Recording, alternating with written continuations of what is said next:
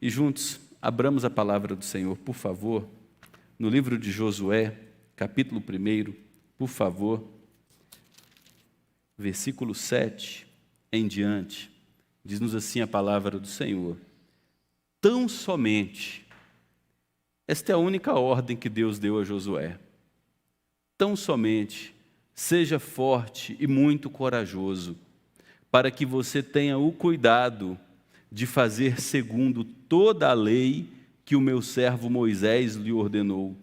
Não se desvie dela, nem para a direita, nem para a esquerda.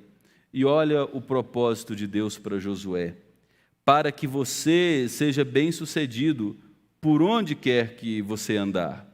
Não cesse de falar deste livro da lei, pelo contrário, medite nele dia e noite, para que você tenha o cuidado de fazer segundo tudo o que nele está escrito. Então você prosperará e será bem-sucedido. Não foi isso que eu ordenei? Seja forte e corajoso, não tenha medo, nem fique assustado, porque o Senhor, seu Deus, estará com você, por onde quer que você andar. Amém. O grande líder Moisés, aquele que livrou o povo da escravidão do Egito e caminhou com o povo por 40 anos no deserto, havia morrido. Deus levanta um novo líder, e a tarefa de Josué não seria nada fácil. Josué precisava atravessar o rio Jordão e entrar na terra que Deus havia prometido a Abraão e tomar posse dessa terra. Talvez você diga, mas isso é tranquilo, tomar posse de uma terra. Seria tranquilo se aquela terra fosse desocupada. A terra era habitada por inimigos poderosíssimos, dispostos a defender sua região com unhas e dentes. Se não bastasse, o primeiro desafio enfrentado por Israel seria a cidade de Jericó, com muros de cerca de 15 metros de altura, 4 a 5 metros de largura, por onde passavam carros de guerra. Se você se esqueceu, o povo de Deus foi por cerca de 4 séculos escravo no Egito. Depois peregrinou 40 anos pelo deserto. Não era um povo com experiência na batalha. A lógica era Deus aparecer a Josué e dar a ele um planejamento de batalha, estratégia de guerra. Contudo, não é isso que vemos na palavra de Deus. A ordem de Deus fere a lógica humana. A ordem de Deus, às vezes, nos escandaliza e pode levar a gente até à incredulidade. Se eu fizer isso, a minha vida não vai dar certo, não. Isso aqui foi para Josué, não tem nada a ver com a minha vida. A ordem de Deus a Josué foi: conheça a minha palavra. Conheça a minha palavra. Não se desvie dela nem para a direita e nem para a esquerda. Fique na minha palavra. Não tenha dúvidas. Você será bem-sucedido por onde quer que andar. Eu darei segurança a você. Eu me revelarei a você. Na medida em que você ficar na minha palavra, eu mostrarei a você a minha vontade. Eu darei a você discernimento espiritual para compreender por onde andar, que caminho seguir, que decisão tomar. Essa ordem de Deus, meu caro irmão, minha cara irmã, caro convidado, não caducou com Josué. Ela transpõe as barreiras do tempo e nos alcança nesse domingo, no início de noite. O grande desejo de Deus para as nossas vidas é que tenhamos um coração próspero. E um coração próspero, ele passa inegociavelmente pelo caminho estreito de construirmos nossas vidas e andarmos em nosso caminho sobre a pavimentação da palavra de Deus.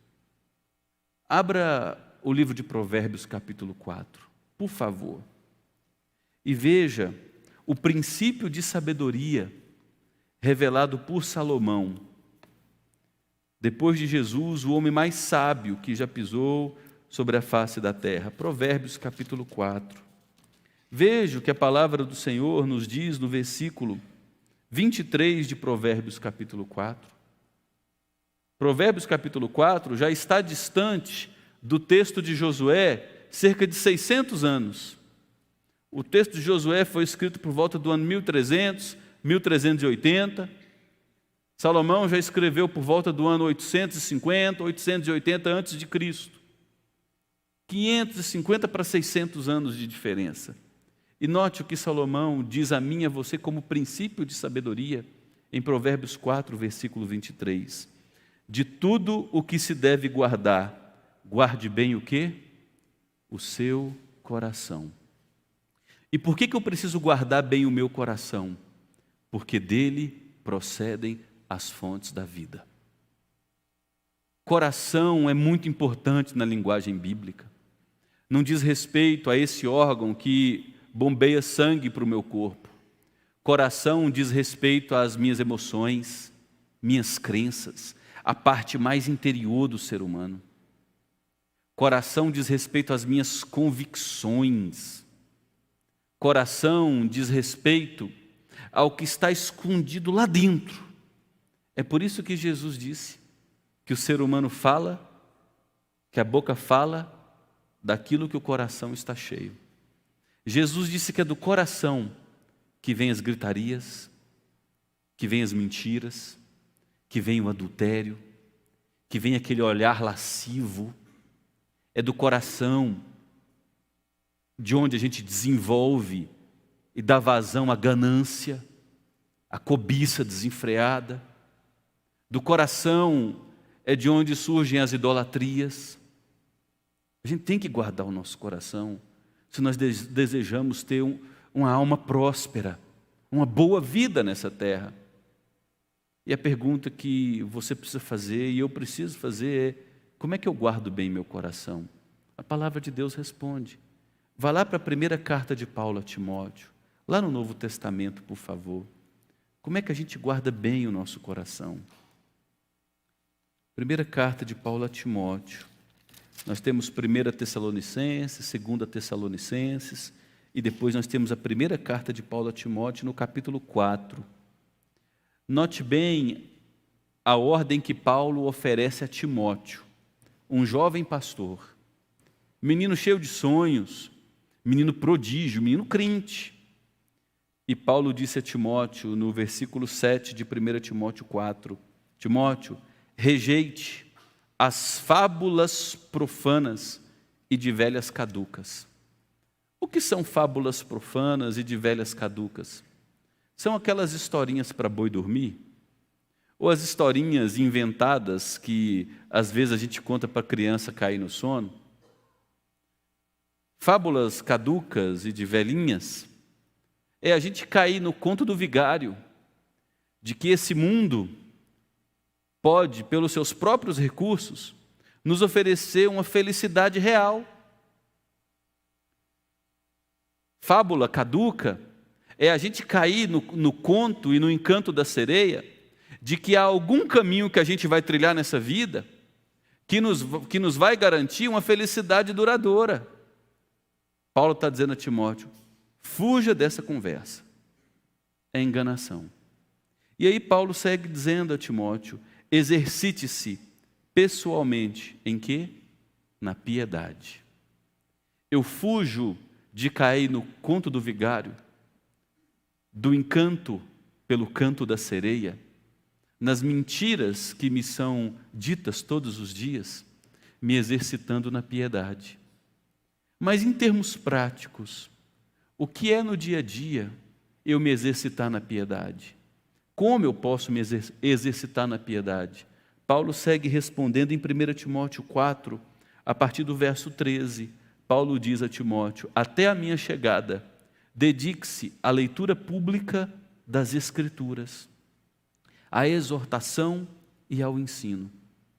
Não seja negligente para com o dom que você recebeu, o qual lhe foi dado mediante profecia com a imposição das mãos do presbitério.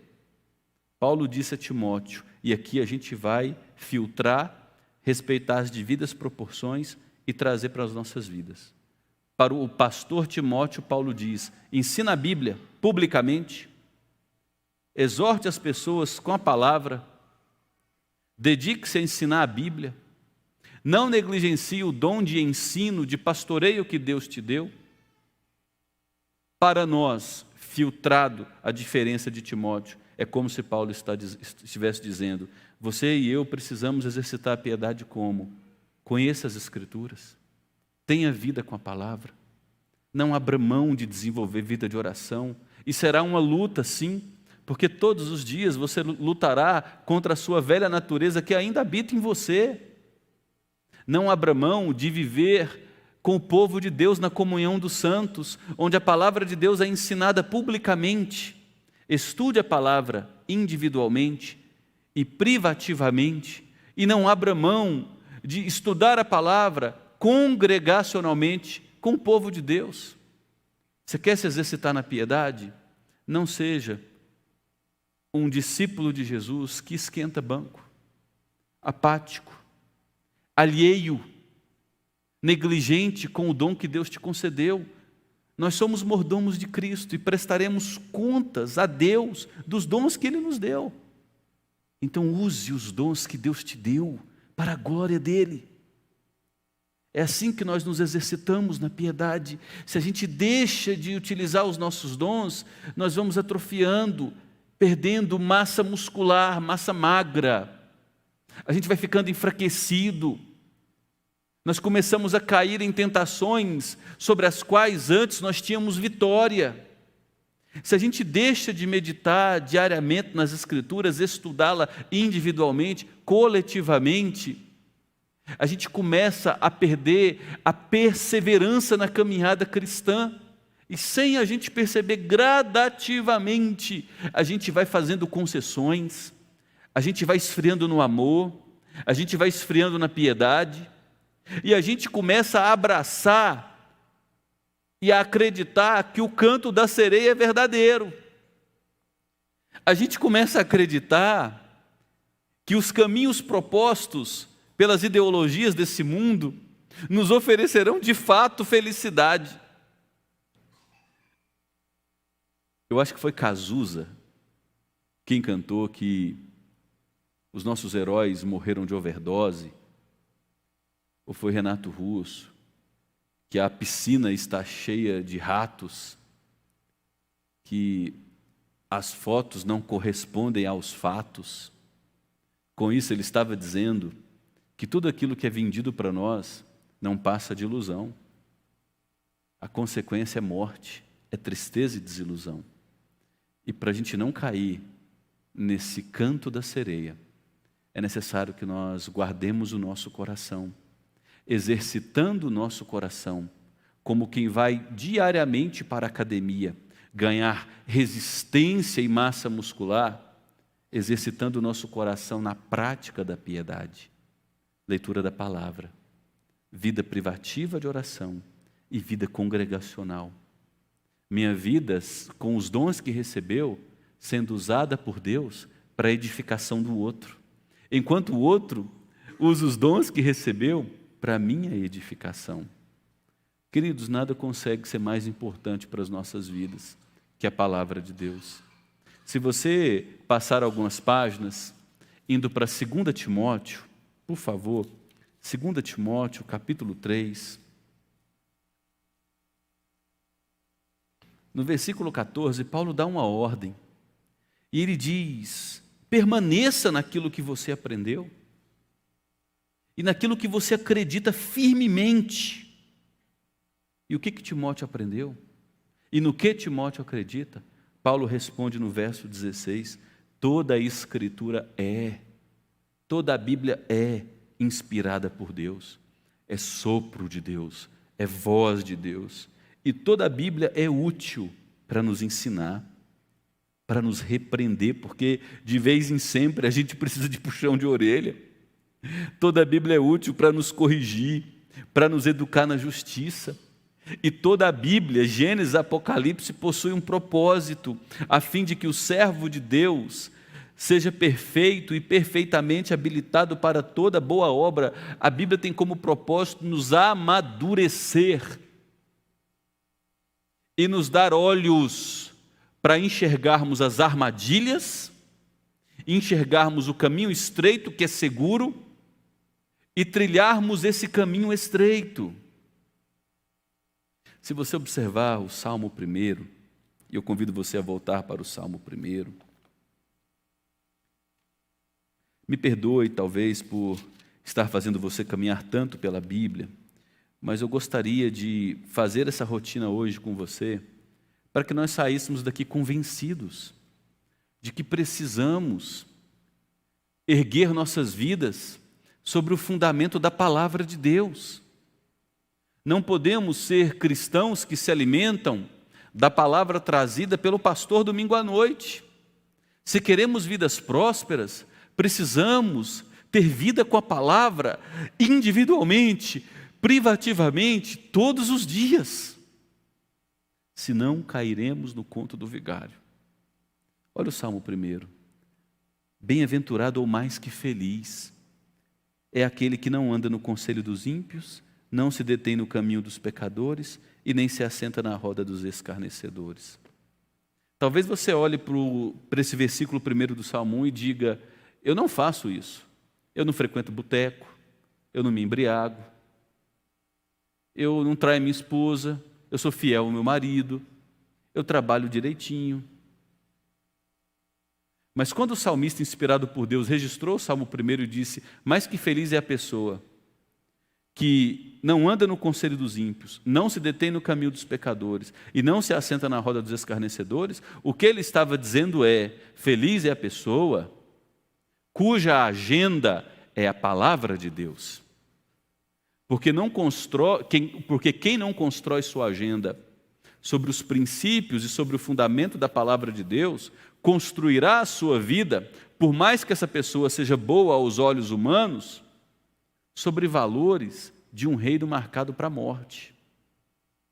Quem não constrói sua vida sobre os valores da palavra de Deus, está edificando sua única e preciosa vida sobre o alicerce de areia.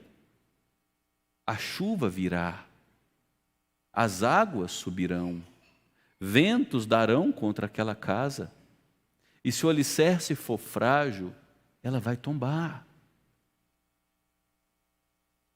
Feliz não é a pessoa que foge daquela impiedade cruel. Feliz é a pessoa que foge de toda e qualquer visão de mundo diferente da visão de mundo proposta pela palavra de Deus. E como é que a gente vai adquirir a visão de mundo proposta por Deus? Ele segue dizendo: pelo contrário, o prazer da pessoa mais que feliz é a lei do Senhor. O prazer da pessoa mais que feliz é a pessoa mais que feliz é aquela que medita na palavra de Deus de dia e de noite. O que é meditar, queridos? Princípios rápidos. Pastor, como é que eu faço o meu momento devocional? Como é que eu vou organizar o meu momento diário com Deus e como é que eu vou fazer esse momento diário com Deus acontecer? Alguns conselhos que eu te dou. Separe um livro bíblico. Não faça da Bíblia uma caixinha de promessas. Hoje eu vou ler isso aqui, amanhã eu vou ler isso aqui. Separe um livro bíblico. Pode ser os Salmos, pode começar o Novo Testamento, Mateus em diante, pode começar pelas cartas de Paulo, Evangelho segundo João, maravilhoso, Evangelho segundo Marcos. Talvez você precise de sabedoria para o seu dia a dia, eu recomendaria Provérbios. No seu momento devocional, é importante você começar um livro no capítulo 1, versículo 1 e terminar aquele livro. Princípio 2, é mais importante a qualidade que a quantidade. Não se preocupe em ler a Bíblia toda num ano. Não se preocupe em ler 2, 3 capítulos no seu momento devocional. Abra as Escrituras e comece o momento devocional com a oração, pedindo: Deus, me dê sabedoria e discernimento para compreender Tua palavra. Meu coração está aberto para o Senhor falar. Fala a mim por meio da tua palavra. E comece a ler vagarosamente, refletindo no que você está lendo. Se você ler 3 versículos naquele momento devocional, 4 versículos, mas o seu coração for capturado e Deus te envolver com aqueles 3, 4 versículos, será muito melhor que você ter lido 3 capítulos que logo, logo desaparecerá. Volte a ler aqueles 2, 3, 4 versículos. Pense nas aplicações daqueles versículos para a sua vida. Hoje nós temos essas máquinas digitais impressionantes, computadores nas mãos. Tenha um bloco de notas e anote as aplicações daquele texto para a sua vida. O que você percebeu que Deus falou contigo. Depois daquelas aplicações, ore de novo e diga: Deus, eu vou precisar tanto da tua ação em minha vida para eu mudar isso aqui. Talvez o texto bíblico tenha dito para o homem que ele vai precisar parar de gritar com a mulher dele, parar de ficar justificando o estupim curto. Talvez o texto bíblico tenha dito a uma mulher que ela vai precisar ser moderada no uso do smartphone e se dedicar mais ao seu marido, ser menos fútil e mais mulher de Deus. Talvez o texto bíblico vai convocar os pais a olharem mais para os filhos, a ouvi-los, a se preocuparem com as influências. E você vai perceber que quando você olhar para a aplicação do texto, você notará que precisará de muita graça para aplicar aquilo. Aí você ora pedindo a Deus a graça para te dar força. E aí, terminando esse momento, eu te sugiro, você leu 3, 4, 5 versículos. Talvez dê para ler um capítulo, talvez. Mas lembre, qualidade é mais importante que quantidade. Aí observe aquele versículo que mais chamou a sua atenção.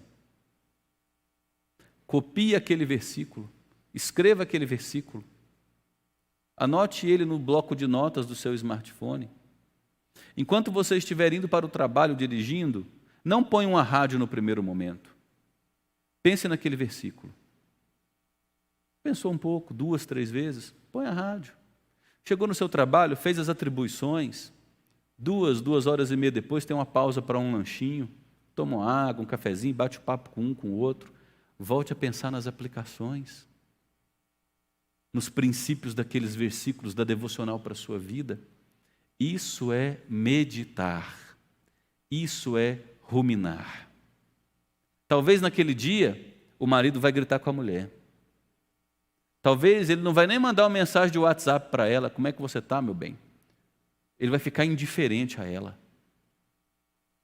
Talvez o marido vai chegar em casa e a mulher vai se esquecer do compromisso que fez com Deus pela manhã. E quando o marido estiver já dormindo, sem ela na cama, ela vai se lembrar: poxa vida, Deus falou comigo hoje e eu já falhei no primeiro dia. E esse é o momento de você pedir mais graça a Deus, mais misericórdia a Deus, voltar para aqueles versículos, ruminar de novo aquele versículo que você pegou para decorar, dia após dia. Mais que feliz é a pessoa que medita na lei de Deus dia e noite. O que acontece com ela? O versículo 3 diz: essa pessoa é como uma árvore plantada junto a uma corrente de águas. No devido tempo, essa pessoa dá fruto, e a folha dela nunca murcha, e tudo o que essa pessoa faz será bem sucedido. Essa época agora é chuvosa, né? Daqui uns meses começa a seca. No Goiás é lá para maio, junho, vai começando, né? Agosto. Agosto é mais intenso. A paisagem na viagem para Pirenópolis fica feia. Perde aquela saturação verde bonita, aquele verde intenso. E você nota, tudo seco. Indo para Goiânia, alguns pastos sofrem queimada. Mas você nota que há um contraste. Próximo às represas, a lugares onde há água, sempre tem uma árvore ou outra com folhas verdes. Não é a época do fruto, mas as folhas estão lá, a despeito da estação do ano, porque ela está próxima das águas. Assim é a pessoa que se exercita na piedade, como Timóteo foi exortado por Paulo. Será a época seca da vida, o período do deserto, mas ela estará próxima da corrente das águas. É interessante a gente ler Êxodo e Números. Em 45 dias, os israelitas reclamaram 7 vezes com Deus. Moisés subiu no Monte Sinai, recebeu as tábuas da aliança, Deus estava se casando com seu povo e o povo construindo bezerro de ouro e adulterando, traindo Deus, sendo infiel contra Deus. Moisés desceu do monte, quebrou as tábuas da aliança, intercedeu pelo povo, o povo simulou que arrependeu, Moisés subiu para o monte de novo, fez as tábuas da aliança de novo, Deus deu os mandamentos, se casando com o povo. Quando Moisés desceu do Monte Sinai com as segundas tábuas da aliança, o rosto de Moisés brilhava pela comunhão que ele teve com Deus. Houve um contraste muito claro ali. Tanto Moisés quanto 2 milhões de israelitas caminharam pelo mesmo deserto, enfrentaram a mesma seca, passaram pelas mesmas dificuldades. Mas quem teve comunhão com Deus enfrentou as dificuldades de um modo completamente diferente. Quando vêm as dificuldades, para quem você corre? Quando você precisa de orientação, onde você busca sabedoria, direcionamento, discernimento? Por que a gente precisa se exercitar na piedade? Porque no dia a dia, a gente tem que tomar decisões corridas sobre tentações, sobre pressões, e nós precisamos conhecer os princípios da palavra de Deus, senão a gente vai cair.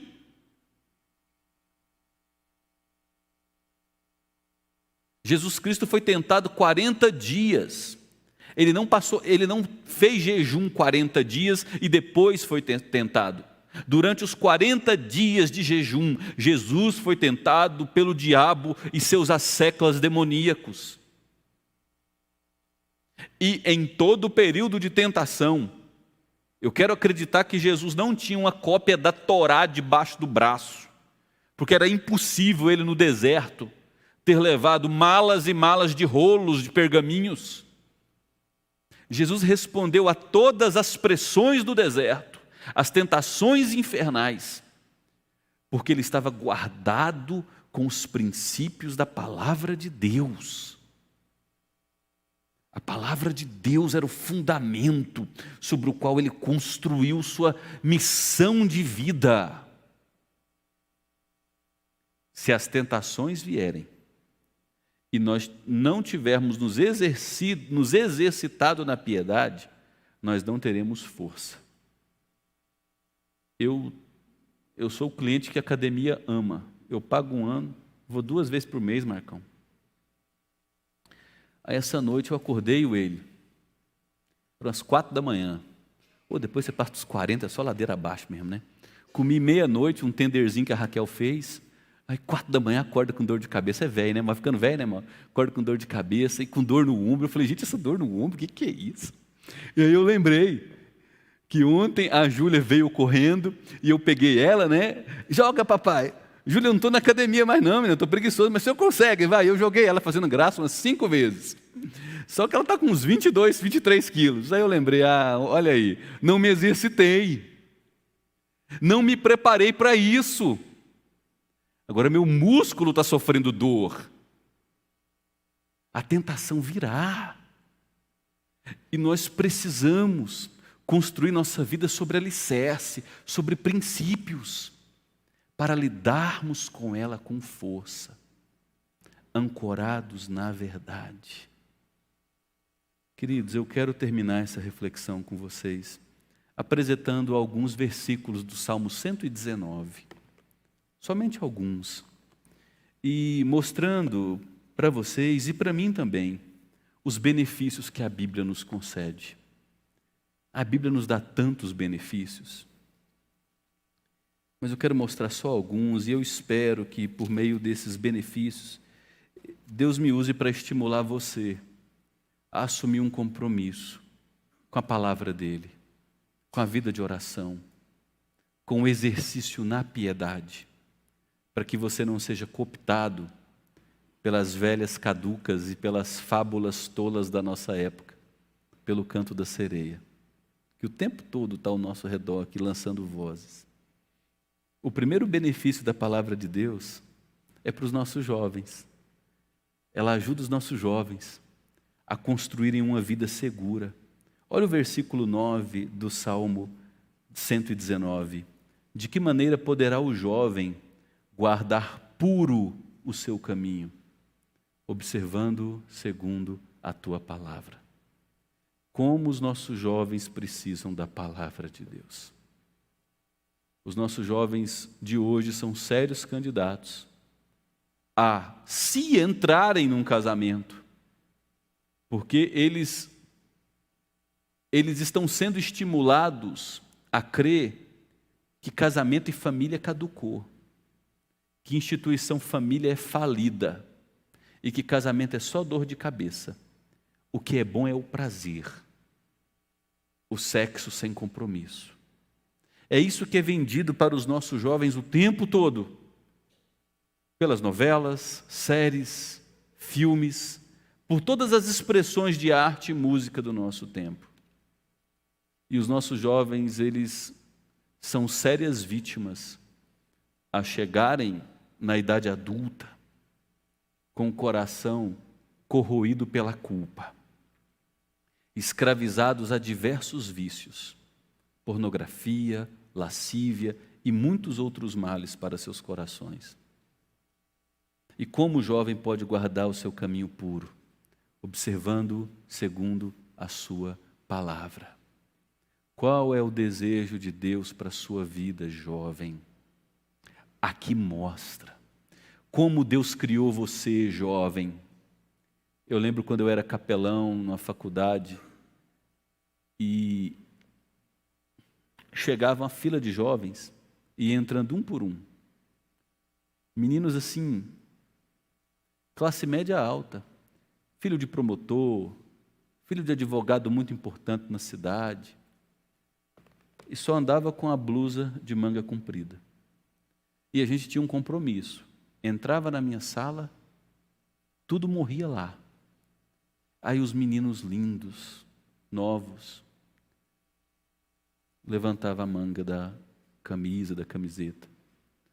Boa parte cortados, se automutilando. Porque são pressionados pela indústria da moda, pela indústria do entretenimento. E aí eu precisava caminhar com esses meninos pela palavra para mostrar onde o valor deles residia. Eles eram criados à imagem e semelhança de Deus. Eles não eram definidos por formato de corpo. Eles não eram definidos por sucesso profissional. Qualquer que fosse o futuro reservado a eles, eles possuíam uma dignidade que não poderia ser arrancada deles. Final do ano agora, mês de novembro, eu fiquei tão feliz que eu recebi uma mensagem de uma dessas adolescentes, falando para mim: pastor, como aquelas conversas foram boas. Hoje eu estou casada, estou terminando a odontologia, estou tão feliz e amo ao meu Jesus Cristo, porque eu sei que a minha vida tem valor. Olha o segundo benefício da palavra de Deus. Talvez você diga: eu quero ser feliz. Quem não quer ser feliz? Olha o versículo 35 do Salmo 119. Guia-me pela vereda dos teus mandamentos, pois nela encontro felicidade. Quer ser feliz? Conheça a proposta de Deus para a sua vida. Jesus encontrou uma mulher com a vida sexual toda quebrada. E ele disse: eu tenho uma água para te dar. Se você beber da água que eu quero te dar, rios de água viva vão ser formados do seu interior e você nunca mais vai sentir sede. Quando a ficha caiu no coração daquela mulher, ela ficou encantada, sorridente e foi falar de Jesus para a vila toda onde ela morava. Ela foi encontrada pelo autor da felicidade. Olha o versículo 92 do Salmo 119, olha que coisa mais linda. Se a tua lei não tivesse sido o meu prazer, há muito eu teria perecido na minha angústia. A Bíblia nos dá sustento, direção e consolo para os dias difíceis. Como você explicaria um pai ser perseguido por seu filho, ser odiado por seu filho, a ponto do seu filho levantar todos os recursos para matar o próprio pai? E o pai suportar isso, se não fosse a esperança que ele tinha em Deus. Esse é o registro do Salmo 3. O filho de Davi quer matá-lo. Arregimenta todo o exército de Israel para perseguir o próprio pai e destruí-lo. E envelhecido, sem forças, no meio do deserto, Davi diz: Senhor, Tu és o meu Deus, Tu és o meu escudo, o Senhor exalta a minha cabeça, o Senhor é a minha fortaleza, com a minha voz eu clamo ao Senhor, porque eu sei que o Senhor reina. E aí Davi diz no Salmo 3, eu agora posso me deitar, pegar no sono, acordar na certeza de que sou sustentado por Deus. Percebe, gente, o que a palavra de Deus faz por nós no dia da provação, da angústia e da dificuldade? Se você passar aí para o versículo 99, você verá que a Bíblia, a palavra de Deus, nos oferece a verdadeira sabedoria. Eu compreendo mais que todos os meus mestres, porque eu medito nos teus testemunhos.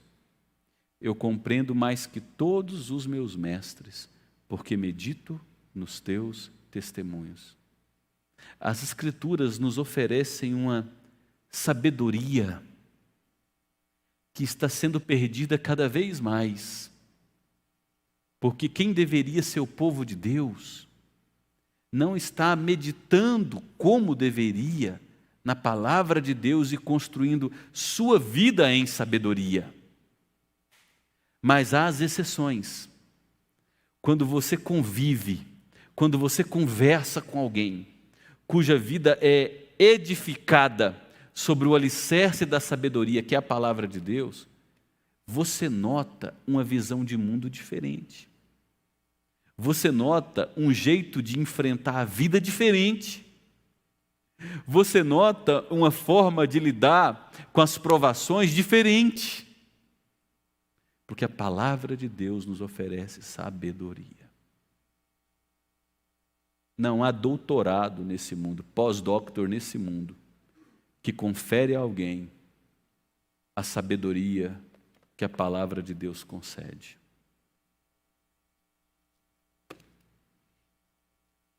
Penúltimo benefício. Olha o versículo 107 da palavra de Deus.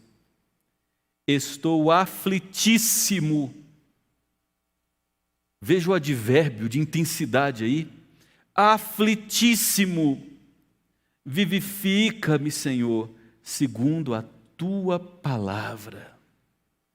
A palavra de Deus restaura um coração assolado pela angústia. Sabe aquelas pressões que vêm em ondas, uma atrás da outra? Pá!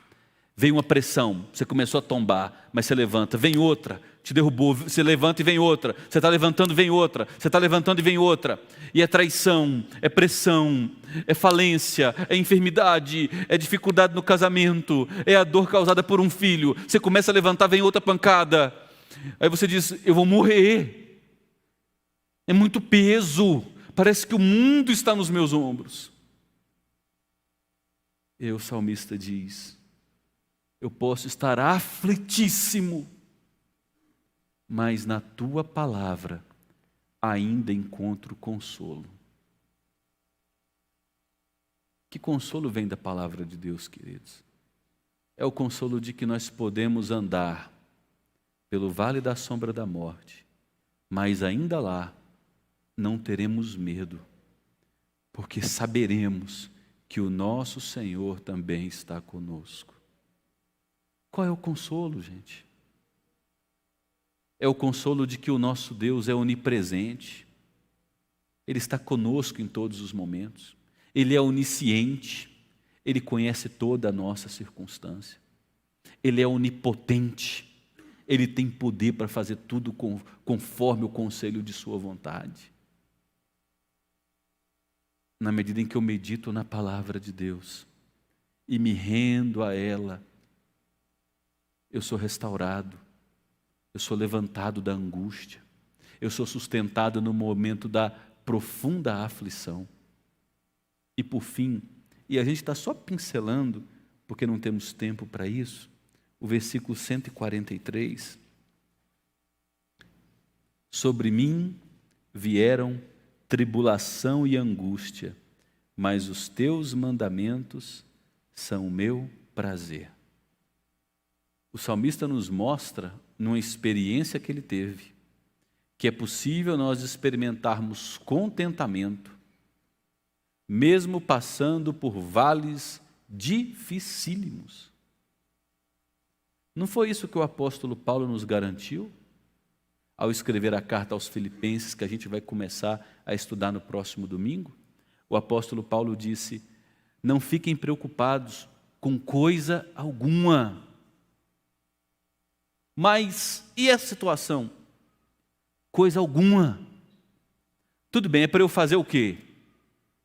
Aí o apóstolo Paulo no capítulo 4 respondeu: contudo, sejam conhecidas diante de Deus os pedidos de vocês. Leve tudo para Deus, tudo, pela oração, com gemidos, com súplicas e com gratidão. Com gratidão porque você não é órfão. A gente deve terminar a oração agradecendo porque nós temos um Pai que nos acolhe, que ouve nossa oração, nos inseriu em seu reino, nos enviou seu espírito de fortaleza. E aí Paulo diz: a paz de Deus, que excede todo entendimento, guardará o seu coração e a sua mente em Cristo Jesus. Isso significa que as dificuldades serão resolvidas num estalar de dedos? Não.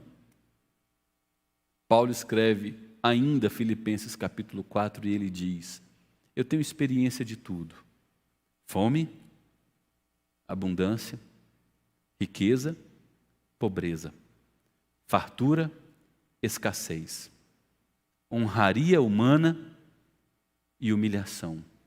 E eu aprendi uma coisa, foi experiência de vida, escola, o exercício na piedade, que eu posso enfrentar tudo nessa vida pela graça do Deus que me fortalece.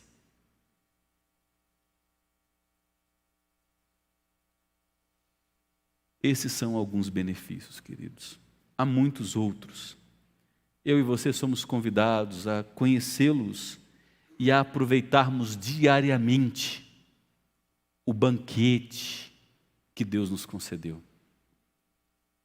Nós temos banquete dado por Deus. E a gente se contenta com tão pouco. A gente continua com fome e com sede, com banquete preparado todos os dias pelo próprio Rei, dado a nós gratuitamente.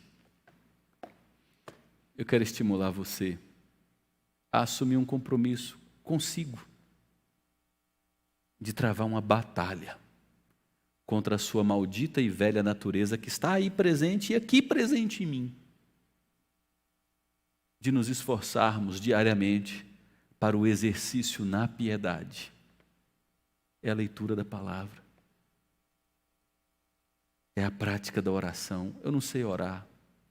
Conversa. A oração é conversar. Quando você faz uma caminhada, pode bater no peito, pode... É igual um amigo meu dizendo que um dia foi orar com um hippie, né? E o hippie disse: bro, tu tá aí, eu tô aqui. E ele ficou concentrado naquela oração, né? E ele pensou: cara, mas aquilo foi oração. Ele conversou do jeito dele, como ele conversa com os outros amigos. Assuma o compromisso de estar na congregação dos santos. Há um poder espiritual na igreja de Jesus quando ela está reunida. O Salmo 133 nos diz que ali o Senhor ordena a sua bênção. Há um poder espiritual acontecendo aqui, na medida em que refletimos e meditamos na palavra, quando cantamos, quando oramos. Há unção. Exercite-te na piedade, que o teu progresso seja conhecido de todos. Perto está o Senhor. E que daqui a uns dias você possa receber um WhatsApp. E-mail já caducou, né? Ah, Lucas, eu peço que Deus te dê muita saúde, que Deus te abençoe com a esposa. Gente, esse rapaz é um rapaz bonito, menino crente, pronto para casar, à espera da varoa, viu? Ó, Lucas, espero que Deus te abençoe com uma varoa, porque a tua alma já é próspera. Imagina isso, gente. Imagina isso. Cassimiro, eu oro que Deus te dê sabedoria para lidar com os obstáculos da escola. Todo dia é um problema. E eu só peço por isso, porque eu já sei que o teu coração é sadio. Vamos orar por isso, gente? Que Deus nos dê um coração saudável, uma alma rica.